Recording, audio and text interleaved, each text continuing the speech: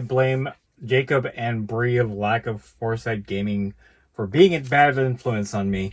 I'm trying to move away from a number of games and kind of whittle down what I film for this channel and historical, but they've pulled me into one that I haven't played in a long time, and that's Warhammer Fantasy Battles.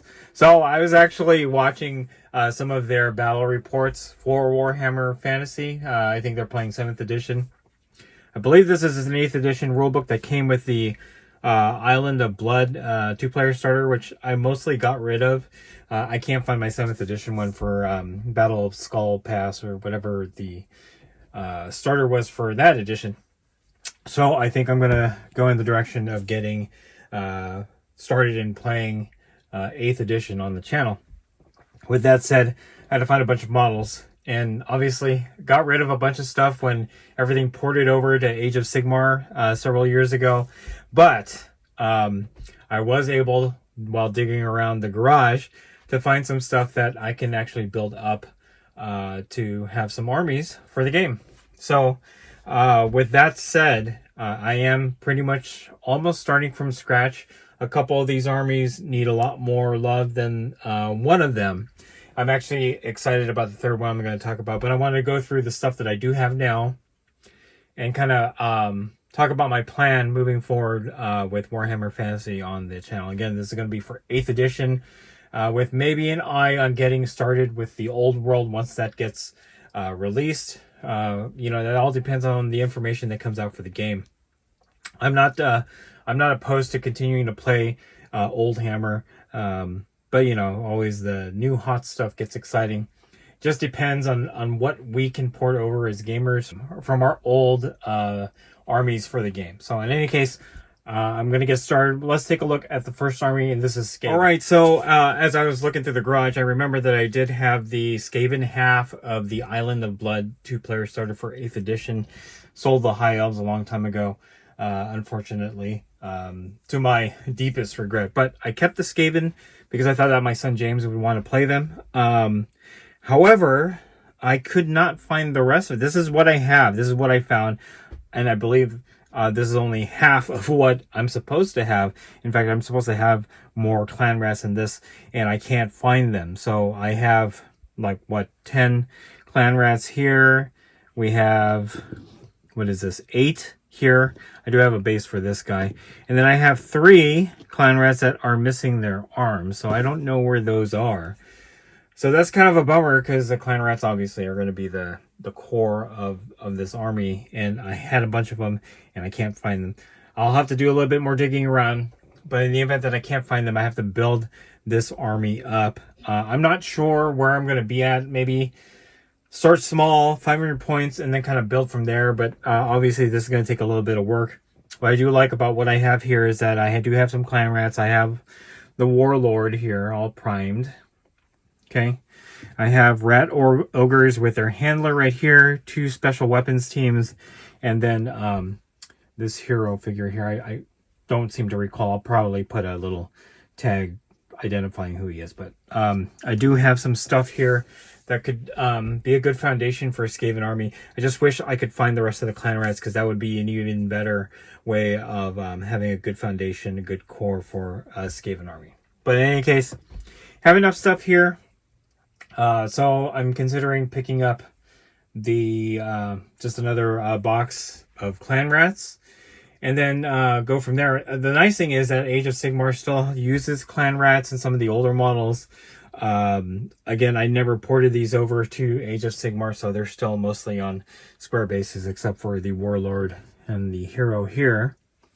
But obviously I can change that back, although I think just because they're already on round bases, I may just keep them there, in the event that I want to port them back to Age of Sigmar. But in any case, this is what I have for the Skaven. I'm going to move on to the next army. All right, so next up we have Night Goblins, or Goblins in general. I have a unit of 20 Night Goblins with bows here. I have the 2 heroes right here. And then I have, 11 Spider Riders. So here's the thing.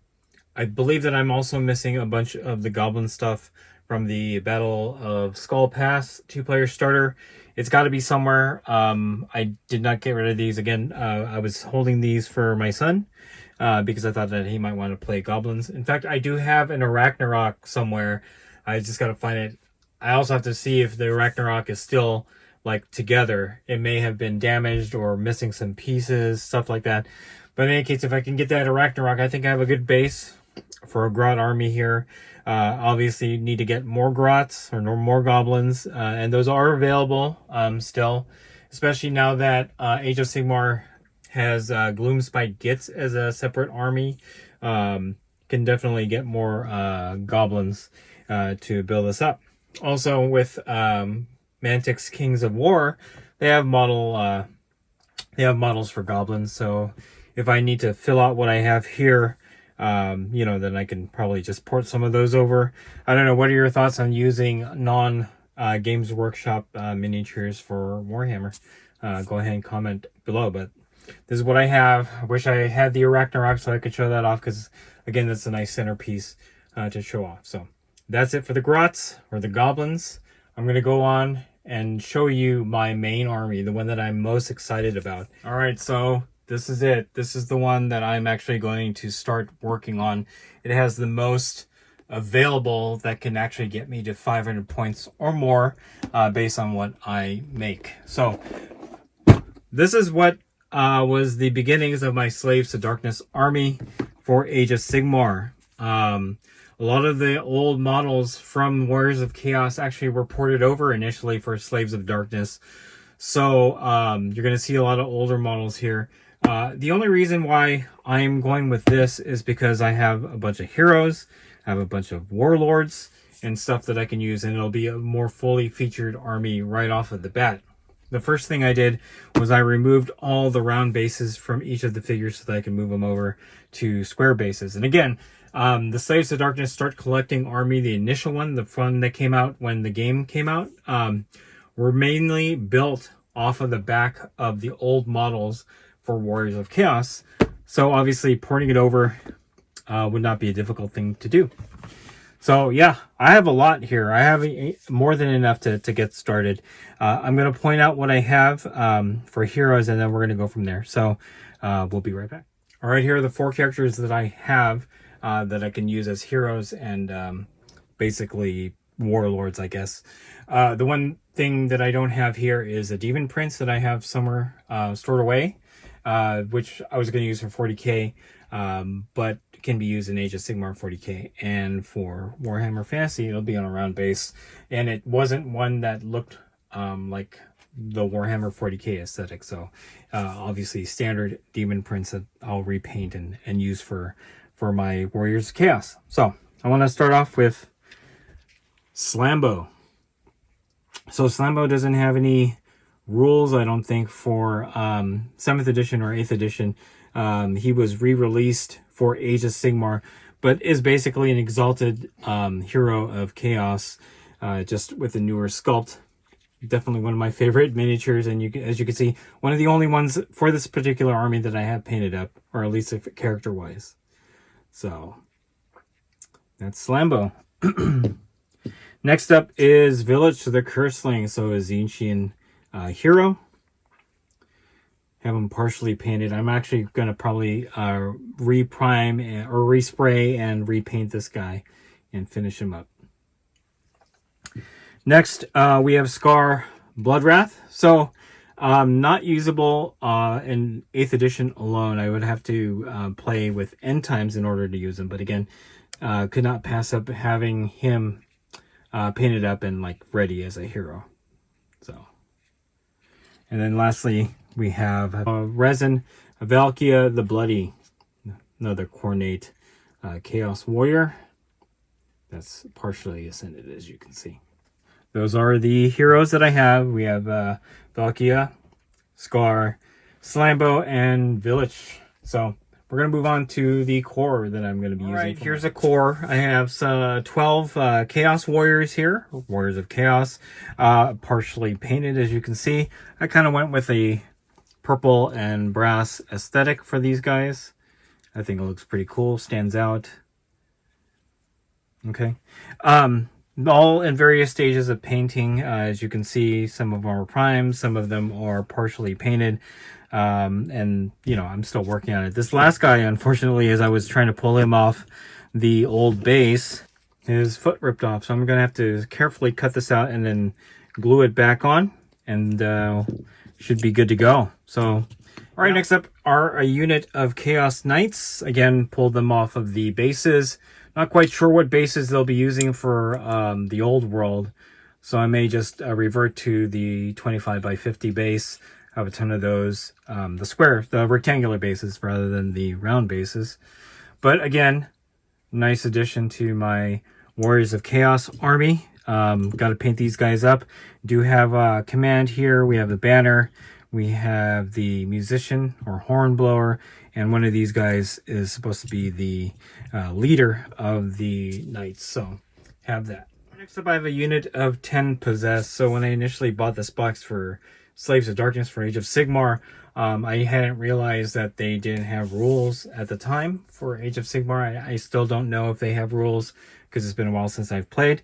But I kept these. I was actually going to get rid of them, and then I got the bright idea to do a Warriors of Chaos fantasy army, and I still have these guys lying around. So again, another core unit that I can use for my Warriors of Chaos. All right, lastly, from what I pulled out of that box, I have 16 Chaos Marauders. I don't know if I'm missing 4 of them. I thought the box came with 20, so I may be missing a couple. I gotta see if that's correct. But again, another core choice that I can use for my Warriors of Chaos. I have a couple arms that need to be glued back on, the shoulder plates, as well as the cape that I had on the hornblower or standard bearer right there. So, yep, that's my Chaos Marauders. I wanted to finish off with a figure that's actually not a Games Workshop figure. This was a 3D printed, like, barbarian miniature that I could probably use as a leader for those Chaos Marauders, partially painted. Turned out pretty nice. So, with that said, there are a few things that I haven't not talked about when it comes to the Warriors of Chaos army that I'm building up here. One, the last component of that Start Collecting Slaves of Darkness, the initial one, was the chariot. And I have that somewhere. I have to build it up. But again, that's another item that will go to my Warriors of Chaos army. And then finally, I have a bunch of Rotbringers for my Maggotkin of Nurgle army. Now, I can't really use those. I can't use that and Scar Blood Wrath unless I'm playing End Times, or unless my opponent allows me to play End Times, because again, those guys weren't introduced until End Times. So I may just keep the Maggotkin, or I may just keep the Rotbringers for Age of Sigmar and not use them at all. But in any case, as you can see, I have more than enough to field a fully featured Warriors of Chaos Warhammer Fantasy army in comparison to both the Skaven and the Goblins that I have. Those will take a little bit more time to build up, but this is just a matter of painting and then rebasing them. I do have 25mm square bases on purchase right now, and that should be arriving today. I am looking towards the future, because Oldhammer, I guess there was an article that noted that all the bases will be changed from 20 to 25, at least for the square bases. We don't have any idea of what the bases will be for mounts and other things. But again, as I'm a casual player, I think for the bigger models and the character models that I have, I'm just going to leave them with their round bases for now. No need to port those over, because I can still use them for Age of Sigmar if I was planning to do that. And another main impetus for me going and reconverting my Slaves of Darkness army is that as these figures are the older figures, I have no problem converting them back to Warhammer Fantasy, because if I wanted to start another Slaves of Darkness army, there's more than enough new figures from Age of Sigmar to get that started. So in any case, the next vlog for this series will be an update on my work for the Warriors of Chaos. Lastly, I do have an Orcs and Goblins 8th edition Codex army book. on the way. I just purchased that, and I have a line on a Warriors of Chaos army books. So once I get those there, I think that's the direction I'm going to go. We'll go Warriors of Chaos and then Orcs and Goblins, mainly Goblins, because those models can still be purchased quite easily. They might be the newer aesthetic Night Goblins or Grots, but it should still fit pretty well. But in any case, if you enjoyed this video, go ahead and click like. If you haven't subscribed to the channel, I appreciate it if you would. Click the bell notification icon to get notified of all new Warhammer content coming out of the channel, and then click the link in the description below to join our Discord server. That's the best way I could personally interact with you and chit-chat you about Warhammer Fantasy and any other game that I cover on this channel. That's it. Thanks for watching. Stay tuned for more Rediscovering Warhammer from WarGamingNewb.